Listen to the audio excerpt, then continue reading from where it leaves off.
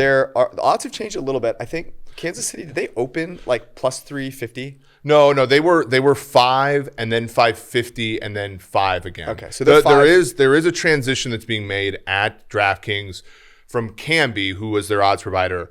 They are transitioning more to an in-house approach to. So there are some numbers that have changed. A lot of win totals. So like randomly right before our sale last week, they changed a lot of them. And that's the reason. It's not that like the market's moving a ton. It's that they are transitioning into doing more like what Circa does, which is like making their own, setting their own and not having to pay. So the lines right now at DraftKings Sportsbook, Chiefs are 5-1. The Bucks are 6-1. The Bills are 11-1. The Rams are 13-1. The Ravens and the Niners are 14-1. The Browns 16-1. The Packers 20-1. The Seahawks and the Saints 25-1. Titans and Colts 28-1. Chargers are 30-1. Along with the Cowboys, the Dolphins and the Patriots both Denver 35-1. Our Steelers, Cardinals and my Washington football team are 40-1. Vikings 50-1. The Bears are 60-1. The Giants are 80-1. The Falcons are 80-1. The Panthers are 80-1. The Raiders are 80-1. And that's where we'll stop. That's where we'll stop because no one after that has a chance. No one is reading anything after that. Cold takes. By the way, I'll let you go first. If you are looking for results from our simulations, you can go to pff.com. Right now, sale 40 is the promo code, gets you 40% off.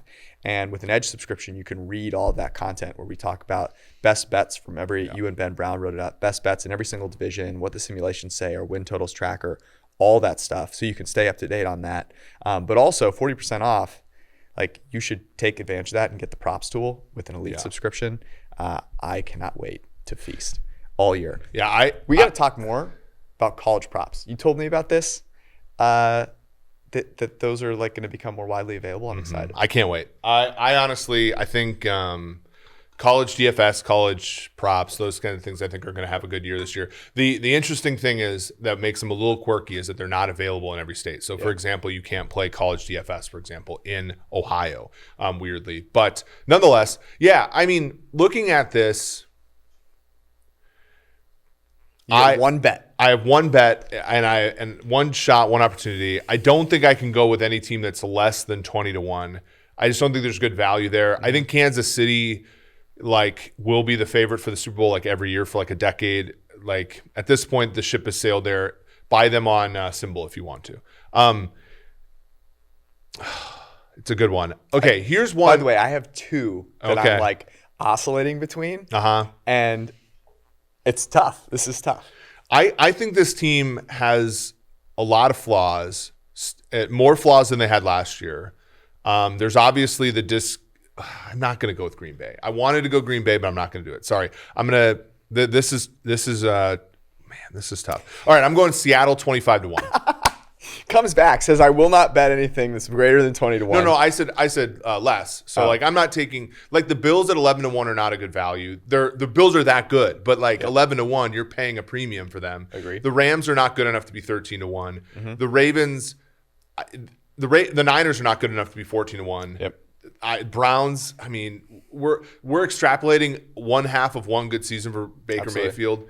Packers have I like the Packers at 20-1, but I do like the Packers too. Okay. The Packers were mine. Yeah. I was debating between two teams. Since you have expounded upon the Packers at 20-1, I will say just this. So 20-1, break even there is about just less than 5%.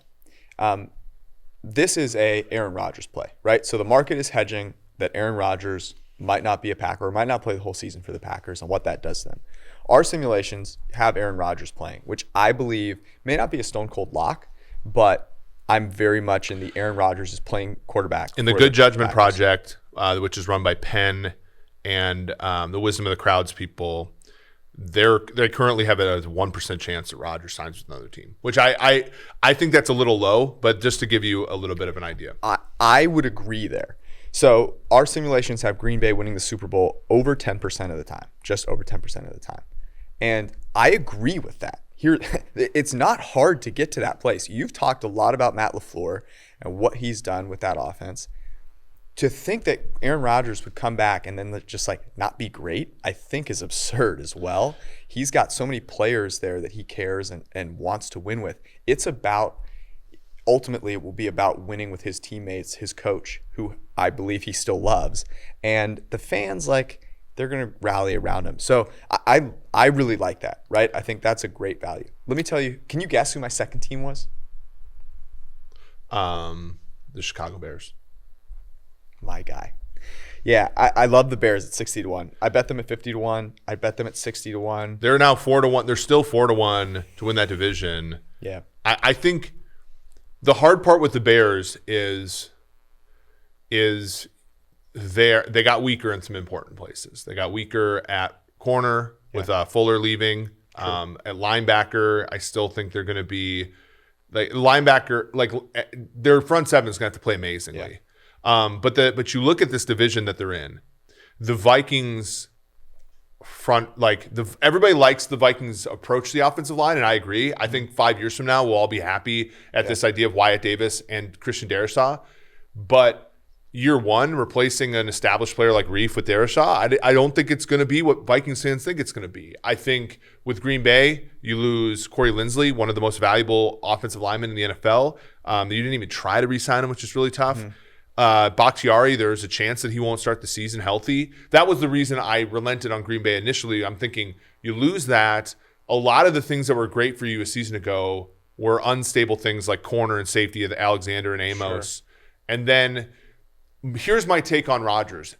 Rodgers, this is why I like this as a long shot. I'm never going to bet Rodgers' team to win this division right now. I think at minus 125, it could get bad. And it could even get bad with Rodgers in there. And here's why. Like 2018, 2019, Rodgers was not a great quarterback. He was a very good quarterback, but he was not the elite player he was last season ago. Sure. And we're all sort of handicapping that as a return to glory. A return to glory, as opposed to, I think a smart thing to do would be to average the last 3 years and say he comes out of the wash as the fifth best quarterback in the NFL possibly. And if that's the case, are they?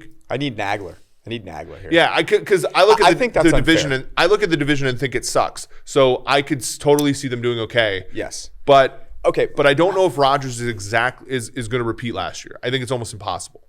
Packers at 20-1 is the one I would bet. I'll give you so the Bears at 60-1, and the reason I would say that is you've got to have a quarterback who's amazing, and if you're thinking about a rookie who could come on the scene and be amazing in terms of the ability to run the ball and throw the ball, Justin Fields is that guy.